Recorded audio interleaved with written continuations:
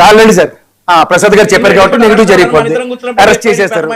ఇవన్నీ మిథున్ రెడ్డి అరెస్ట్ అవ్వడం చెప్పి మన ఇద్దరం కూర్చున్నప్పుడే చెప్పాడు ఈ పెద్ద మనిషి.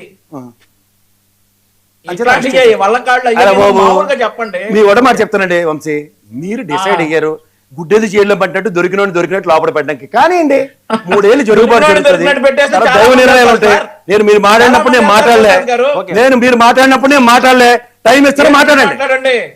ఏళ్ళ నుంచి మాట్లాడండి, మీరు ఏదో ఖచ్చితంగా మాడతా. ఏళ్ళ నుంచి మాట్లాడండి ప్రసాద్ గారు, దేని గురించి మాట్లాడండి. వేలు ఎట్లా చూపిస్తా ఉంటే మీరు ఆగండి అని చెప్తున్నా, ఉంది. మీరు పక్కన ఉంటే ఆగండి అని చెప్తాం. ఇలా చేయి చూపించి అక్కడ ఉన్నారు కాబట్టి వేలు చూపించి ఆగండి అని చెప్తున్నా.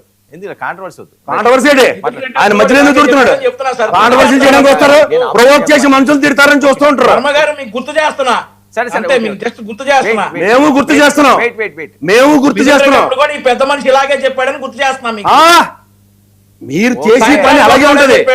అది జరిగిన తర్వాత కూడా ఏ ప్రాతిపదిక బెయిల్ వచ్చిందో ఈ రోజు డిబేట్ చేయడానికి కూడా సిద్ధంగా ఉన్నా.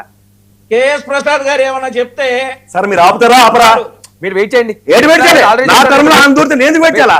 మీరు సమాధానం ఎందుకు చెప్తున్నారు? నేను చెప్పాలి మధ్యలో దూరం ఆపాలి కదా మీరు. సమాధానం చెప్పొద్దు, నేను ఆయన చెప్తున్నాను, మీరు మధ్యలో మీరు ఏం చెప్పట్లే. వెయిట్ వెయిట్ వెయిట్ నేను ఎందుకు వెయిట్ చేయాలా? కంటిన్యూ చేయండి. మరి వెయిట్ అంటే ఆగాడు కదా, ఆగడం కాదు, అవుతున్నాడు కదా. మీరు చెప్పంటే కంటిన్యూ చేయండి. మీరు వెయిట్ అని ఆయన చెప్పాలి. డిబేట్ చేద్దాం దమ్ముంటే మీరు సవాల్ విసిరండి. చెప్పండి సార్, వెయిట్ అన్నారు గారు. ఒక్క నిమిషం వెయిట్ అండి, వెయిట్.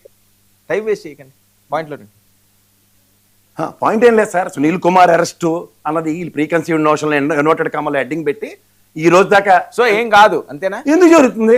ఆయన అలా అయితే ఆయన భయం పడి వ్యక్తి అయితే వాళ్ళు యాంటిసిపేటరీ బెయిల్ వేసి కూర్చుని ఉందుడు వేసుకున్నారు వాళ్ళు. Right, okay. డిపార్ట్మెంట్ల పరంగా చర్యలు తీసుకోవడానికి డీజీపీ ఆఫీస్కి అటాచ్ చేశారు, పని చేసుకుంటారు వాళ్ళు.